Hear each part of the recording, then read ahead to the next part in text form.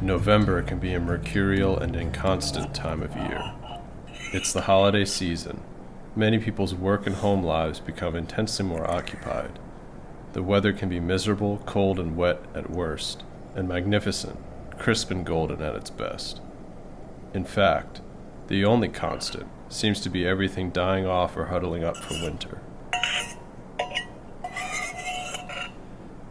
Maybe that is partly why we find this a busy month. All that is living is busy making its preparations for the colder months ahead, in one way or another, while the rest shed their leaves or wither away with a hope for new life in the spring. All that rushing around, the preparations for future events, it's all so necessary, but at the same time it's not ideal living. Enjoyment of the present moments are traded for a perceived better future, with gifts and lots of food and family. Can't we pause and live a little?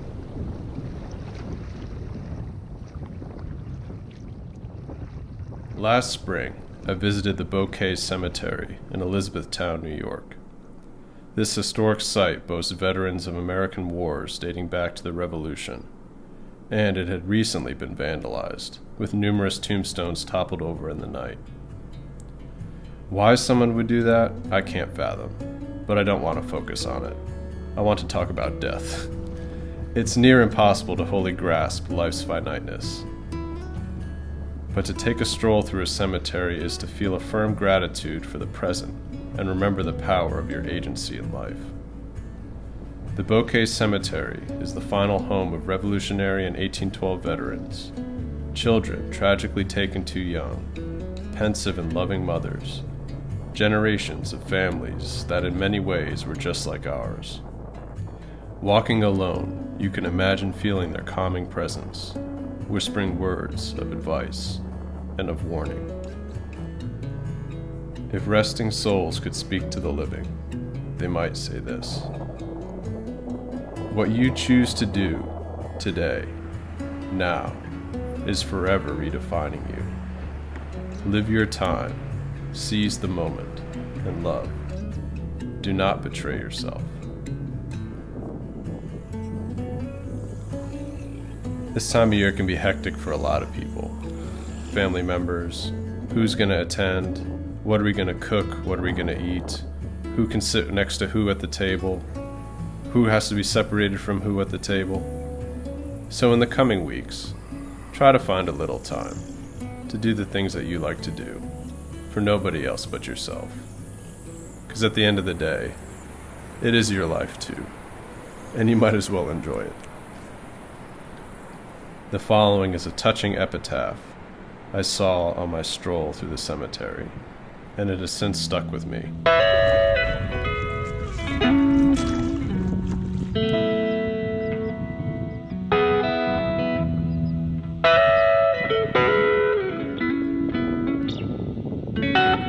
Hail, glorious gospel, heavenly light whereby we live with comfort and with comfort die.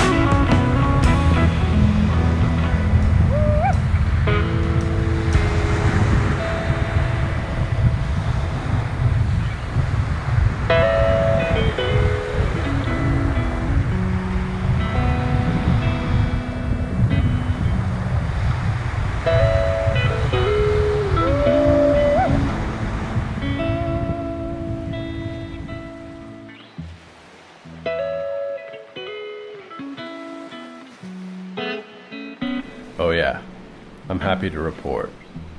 I popped into the Bouquet Cemetery when I was back in New York for Thanksgiving. The disturbed gravestones have all been repaired. Oh, no.